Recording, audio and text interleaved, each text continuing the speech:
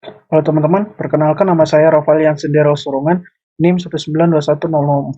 Pada kesempatan kali ini saya mau menjelaskan mengenai tugas akhir saya, yaitu tugas koperasi UG. Koperasi UG menggunakan konsep CRUD dan menggunakan database. Konsep CRUD sendiri yaitu create, yaitu akan menambahkan data, kita masukkan nomor formnya yaitu primary key yang tidak boleh sama dari sesuai yang ada dalam data sini. Jadi kita coba masukin nama anggotanya 0891, kemudian jumlah permohonan kita masukin, kemudian ini kita masukkan keperluannya, misalnya modal membuka warung misalnya, dan kita coba ganti tanggalnya. Nah, ini akan data tersimpan dan datanya akan tambah. Nah, kemudian ada read. Nah, read sendiri itu adalah ketika kita membaca atau dapat memunculkan database-nya seperti ini. Nah, kemudian update. Update itu adalah mengupdate data yang ada di dalam data sini. Jadi ini contoh. Ini kan nomor peminjamannya 4. Harus berdasarkan dengan primary key yang ada di sini. Kemudian nomor anggota kita masukkan jadi misalnya 2. Kita ubah misalnya jadi ini jadi 999 misalnya. Kemudian ini kita ubah jadi 2 misalnya, terus ini keperluan kita ubah jadi membuka toko baju. Kemudian kita edit. Nah, perubahan data tersimpan, nanti data ini akan berubah semuanya seperti yang kita masukkan tadi. Nah, kemudian ada yang namanya delete. Delete sendiri itu ketika kita akan menghapus data yang ada dalam database. Nah, contoh seperti ini. Kita hanya perlu memasukkan nomor FTP-nya saja. Kemudian kita delete. Dia akan terhapus. Oke, kita akan masuk ke dalam sintaksnya. Di sini saya menggunakan library, menambahkan library data oleh DB, yaitu library yang akan kita gunakan untuk memanggil perintah ini. Oleh DB connection. Oleh DB connection sendiri adalah program yang berfungsi untuk mengkoneksikan ke database dan memberikan informasi data. Jadi informasi data ini akan dijalankan oleh perintah ini. Kemudian oleh DB adapter, yaitu yang menjembatani data set dan data source-nya. Kemudian ada yang namanya oleh DB command yang akan menjalankan perintah-perintah pada sumber datanya. Jadi di sini saya memanggil variabel connect. Variabel connect sendiri adalah variabel yang akan memanggil data source yang ini sesuai dengan data source yang ada di dalam data connection. Nah, kemudian saya menggunakan metode refresh. Refresh ini akan digunakan untuk merefresh setiap data yang ada di dalam database bila ada terjadi sebuah perubahan. Nah, contoh seperti ini, kita pilih dulu stringnya, kita panggil ke string SQL. Kemudian oleh DB connection ini akan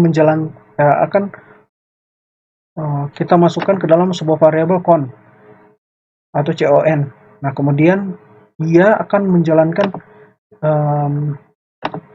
sebuah database yang ada dalam source ini, yang sudah terhubung dengan connect. Kemudian variabel ini membuka koneksinya, kemudian akan menjalankan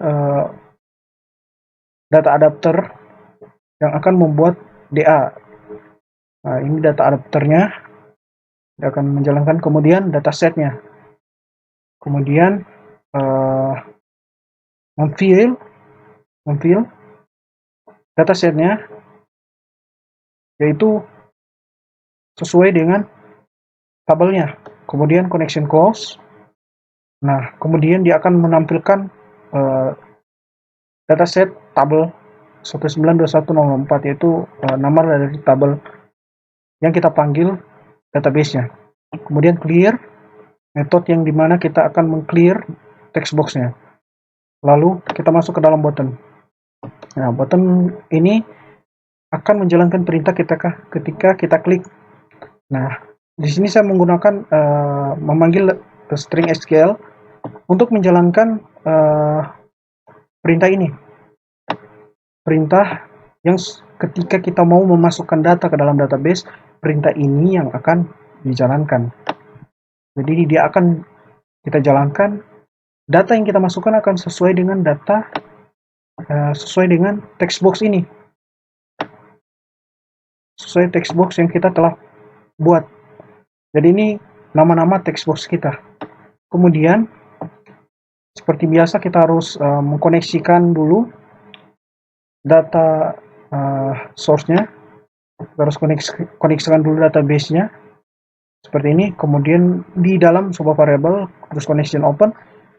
Nah, dia akan menjalankan perintah-perintahnya, perintah-perintah yang ada di sini. Jadi kita panggil dulu string ini, masukkan ke sini, dia akan menjalankan perintah-perintah di sini sekalian menjalankan koneksinya. Kemudian ketika connection close, dia akan muncul message data tersimpan.